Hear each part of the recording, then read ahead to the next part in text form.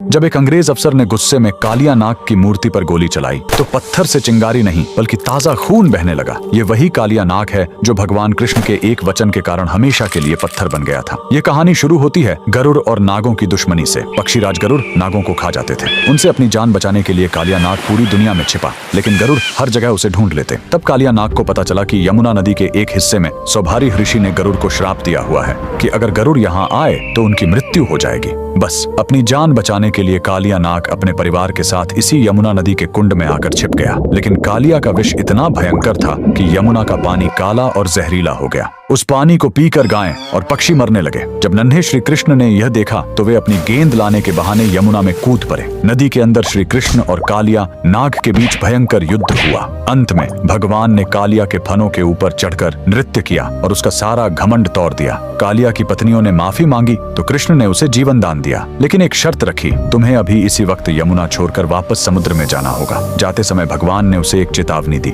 जाते समय पीछे मुड़कर मत देखना, वरना जहाँ देखोगे वहीं पत्थर के हो जाओगे। कालिया नाग अपने परिवार के साथ निकल पड़ा, लेकिन जैसे ही वह ब्रज की सीमा पर स्थित जैत गांव के पास पहुंचा, उसके मन में एक बार फिर वृंदावन को देखने का मोह जाग उठा। उसने सोचा एक आखिरी बार देख लूं, और जैसे ही उसने पीछे मुड़कर देखा, श्री कृष्ण के वचन अनुसार वह तुरंत वहीं पत्थर की मूर्ति में बदल गया। कहा जाता है कि उसकी पूंछ आज भी जैत गांव के जमीन के नीचे से लेकर वृंदावन तक फैली हुई है। सदियों बाद जब भारत में अंग्रेजों का राज्य आया तो उन्हें इस कहानी पर विश्वास नहीं हुआ। सच्चाई जानने के लिए एक अंग्रेज अफसर ने मूर्ति के आसपास खुदाई शुरू करवाई, लेकिन खुदाई का कोई अंत ही नहीं मिल रहा था। झल्लाहट और गुस्से में आकर उस अफसर ने अपनी बंदूक निकाली और कालिया नाग की पत्थर की मूर्ति पर गोली चला दी। तभी पत्थर के उस घाव से खून की धारा फूट पड़ी। ये चमत्कार देखकर अंग्रेजों की रूह कांप गई और वे वहां से दुम दबाकर भाग खड़े हुए। आज भी जैत गांव में वह मूर्ति मौजूद है। कमेंट्स में जय श्री कृष्णा जरूर लिखें।